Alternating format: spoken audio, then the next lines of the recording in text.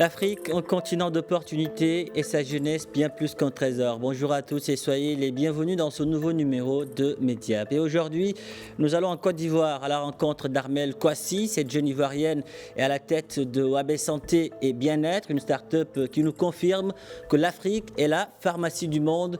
Cette jeune pousse propose des tisanes à base de plantes traditionnelles, mais pas que. Elle fait aussi la promotion de l'agriculture bio et ses produits commencent à traverser les frontières de la Côte d'Ivoire. La fondatrice de cette start-up est en direct d'Abidjan avec nous. Armelle Kouassi, bonjour et merci d'avoir accepté notre invitation. Alors, bonjour monsieur, et c'est un plaisir pour moi également de participer à votre émission. Armelle, je le disais, vous êtes à la tête de la start-up Wabé Santé et Bien-être. D'abord, dites-nous, que signifie Wabé? Alors, Wabé, c'est une appellation du dialecte de chez nous, parce que je suis ivoirienne d'ethnie baoulé.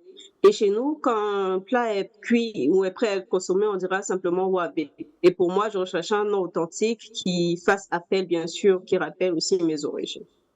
Et de là donc, vous avez lancé votre start-up. Dites-nous justement comment vous est venue l'idée de lancer cette jeune pousse dans le domaine de la santé et du bien-être?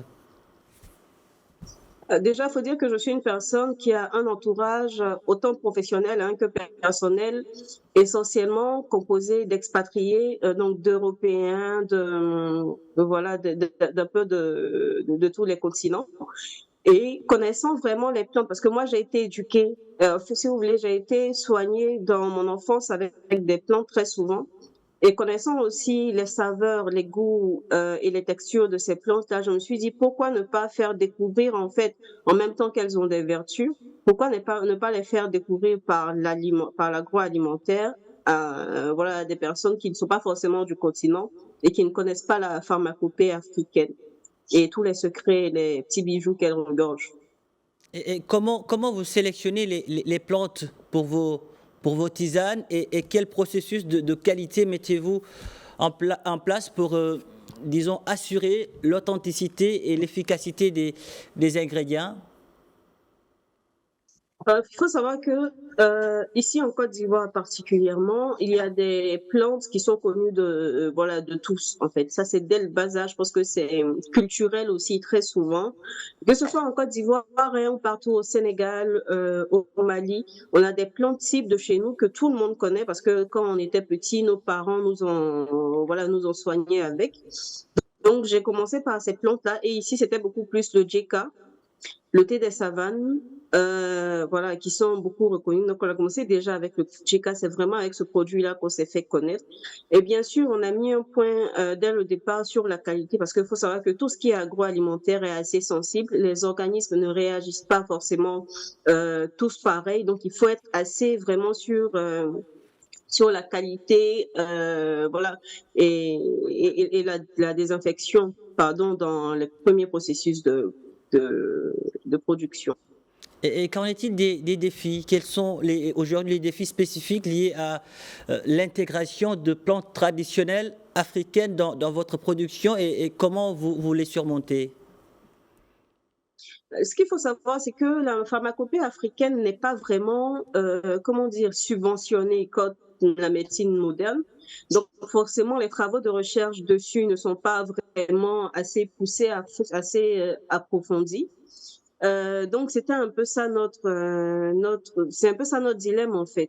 Donc, il faut mettre en confiance les consommateurs, leur faire comprendre qu'ils utilisent de la qualité, leur faire comprendre aussi qu'ils peuvent faire confiance à la pharmacopée.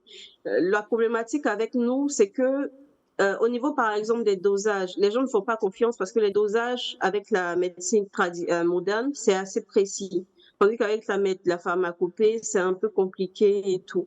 Donc, je veux dire que notre premier défi a été le manque de confiance de certaines personnes vis-à-vis de la pharmacopée. Donc, il fallait les mettre en confiance et puis voilà, de par la qualité aussi de nos produits, voilà, on va dire les séduire.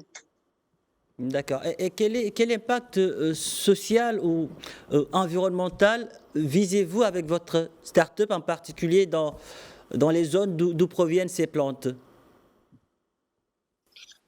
Eh bien, déjà, à long terme, dans ces zones-là, l'impact social serait de créer, bien sûr, de l'emploi. Parce que à long terme, toujours nous envisageons de prendre des hectares et d'installer notre unité de production dessus et de replanter tout ce que nous cueillons, en fait. Que ce soit pour les plantes ou les graines que nous utilisons, parce qu'on travaille aussi avec le clou de girofle, on travaille et avec des plantes et avec des graines. Donc, pouvoir replanter tout ce que nous enlevons, avoir une unité de production qui puisse créer de l'emploi en fait dans ces secteurs-là. Et dans cette aventure entrepreneuriale, Armel, vous faites aussi la promotion du consommé local, notamment de l'agriculture bio. Alors, l'agriculture bio, déjà, il faut savoir que l'année dernière, on a fait justement la foire africaine du bio parce qu'on a ce souci-là en fait en tête. On a fait la foire africaine du bio pour valoriser nos agriculteurs locaux, les agriculteurs africains en général. Il faut savoir que quand vous consommez bio, vous êtes sûr que vous consommez en fait pour votre santé. Vous êtes sûr que vous consommez pour être à l'abri plus tard de maladies, en fait, que ce soit cardiovasculaires ou de cancer et autres. Donc, on est beaucoup accentué sur ça. Et de plus en plus, que ce soit avec Wabé ou avec la foire, on essaie de faire la promotion de la production bio et de la consommation bio. Et comment envisagez-vous justement de faire connaître vos produits, disons, sur le marché et de sensibiliser les consommateurs à l'importance des plantes traditionnelles africaines pour la santé et le bien-être? Alors déjà, je parlais tout à l'heure de mettre les consommateurs en confiance et c'est pourquoi cette année, on a entrepris de travailler, de collaborer avec les pharmacies. Il faut savoir que depuis quelques semaines déjà, Wabé Santé et Bien-être est vendu en pharmacie. Donc, je pense que ça met davantage le consommateur en confiance. Et il faut savoir aussi que si les pharmacies nous font confiance, c'est parce que justement, nos produits sont de qualité. Donc, on envisage bientôt donner l'exclusivité de nos produits aux pharmacies, que ce soit en Côte d'Ivoire et dans les pays de la sous-région également. Alors là, vous parlez de collaboration avec les pharmacies. Maintenant, qu'en est-il avec, disons, des communautés locales ou des experts en herboristerie pour soutenir justement la durabilité et la préservation des connaissances traditionnelles?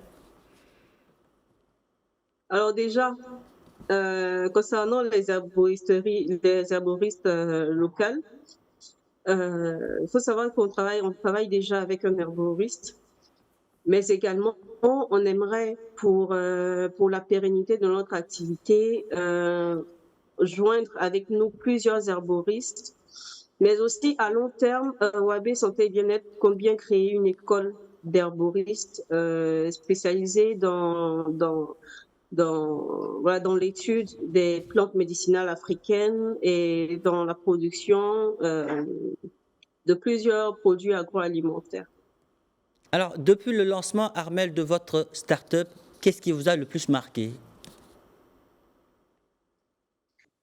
Eh bien, ce qui nous a le plus marqué, on peut dire que quand on commence, on est marqué par beaucoup de choses.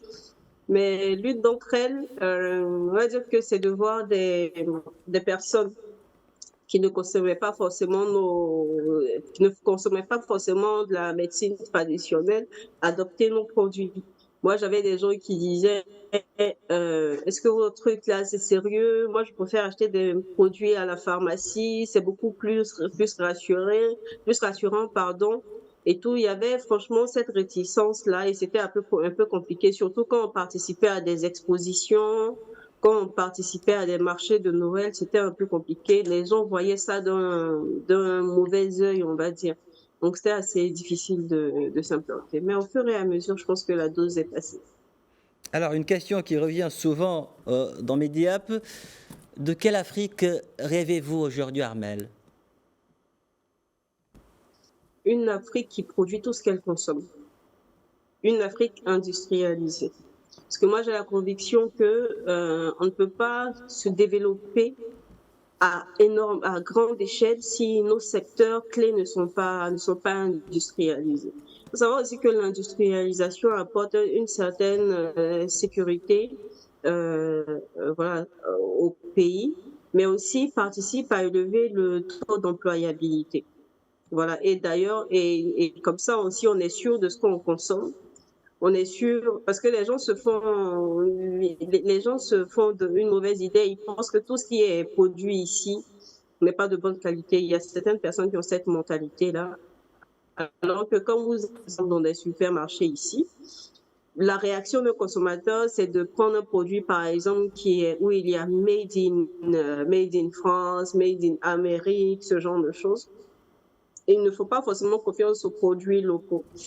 Alors que les produits locaux sont soumis à tellement de paperasse pour intégrer ces rayons-là. Donc, quand vous avez un produit made in Côte d'Ivoire dans un rayon supermarché ou grande surface et tout, dites-vous que c'est de la qualité parce qu'ils ont été soumis à des tests et à beaucoup de choses. Donc, oui. À nos mots, produisons ce que nous consommons et consommons ce que nous produisons. Armel Kouassi, merci d'avoir répondu à nos questions. La Côte d'Ivoire est fière de vous, l'Afrique aussi. Merci. Merci. Voilà qui referme ce numéro de Mediap. Merci de l'avoir suivi. Où que vous soyez, prenez soin de vous et allez jusqu'au bout de vos rêves. N'abandonnez jamais.